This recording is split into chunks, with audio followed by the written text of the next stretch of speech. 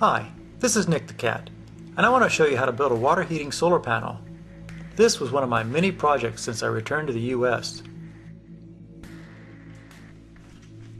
First, I built a jig to draw a straight line down a 52-inch long, 1-inch diameter copper tube.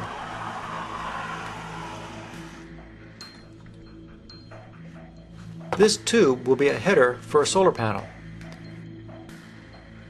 Next, mark that line every 2 inches down the pipe for a total of 21 locations, centered around the center of the pipe. Line up all of your headers and mark all the other pipes identically.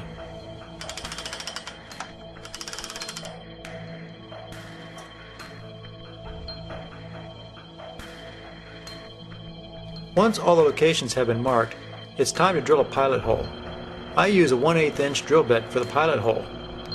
Another jig holds the pipe in place during drilling.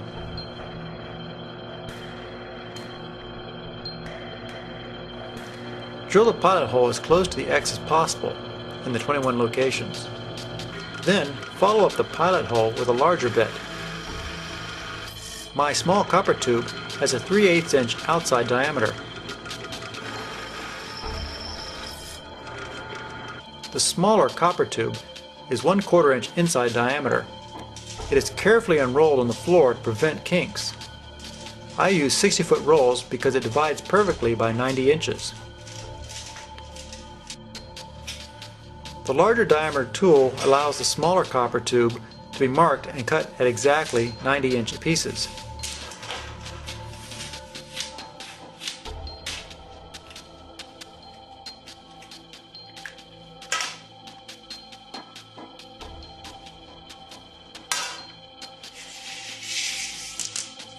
The copper pieces still have bows in them.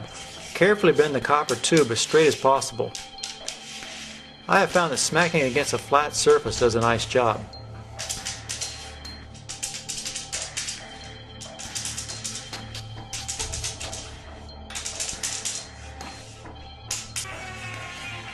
Sand the ends of the tubes. Then cover with solder flux. The fun part is trying to shove each of the small copper tubes into the header pipe. The prior tubes often want to fall back out.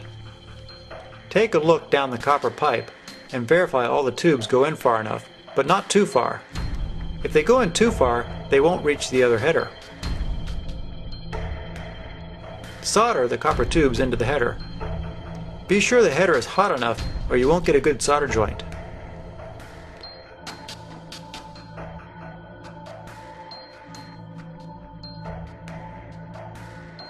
For the second header, begin by soldering the 2 outside tubes to the header first.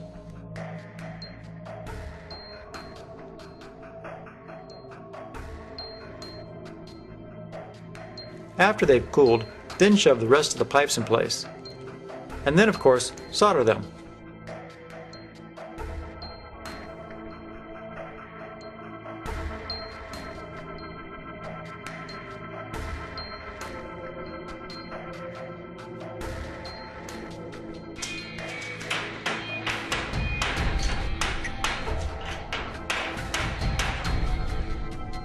Soldering headers indoors is okay, but the next step, soldering 5/1000 inch thick copper sheet to the copper tube, is best done outside due to the amount of smoke you will create.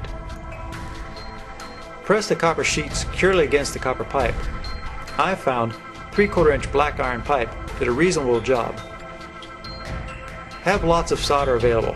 I use 50/50 lead-based solder for this part of the project. I also use a water-based flux for this part of the project. This jug was good for about 3 solar panels.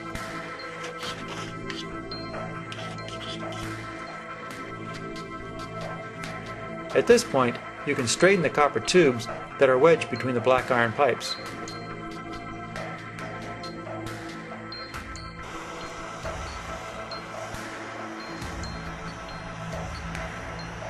You will spend about an hour soldering the copper sheet to the pipes. The soldering process causes the copper to ripple. This is fine. The other side of the sheet is the face of the panel. I sandblasted the face of the panel to roughen up the surface for painting. I used Rust-Oleum high-temperature paint without a primer and sprayed the face of these panels.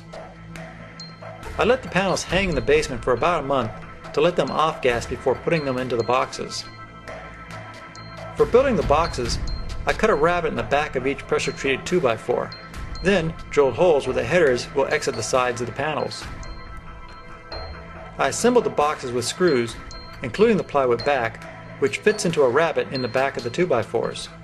What is missing from this video is that each box has 3 2x2s running across the back of the panel. This supports the copper core solar panel and strengthens the plywood back.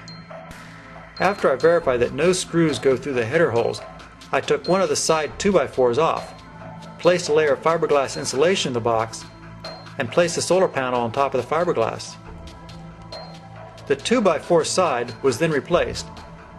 To pull the solar panel down, I put several screws with washers through the copper sheeting and into the 2x2s that were used to strengthen the back of the panel. To complete the project, the panels were mounted on a rack, tempered glass was added, and flashing used to cover the edges of the glass. Silicon radiator hose was used to connect the panels. This allows for disassembly later if necessary. PVC pipe was cut lengthwise and used to cover the radiator hoses. How hot can these panels make water? We pumped 60-degree water from a garden hose into the set of panels, and steam came out the other end, after the panels had been sitting in the sun for a while.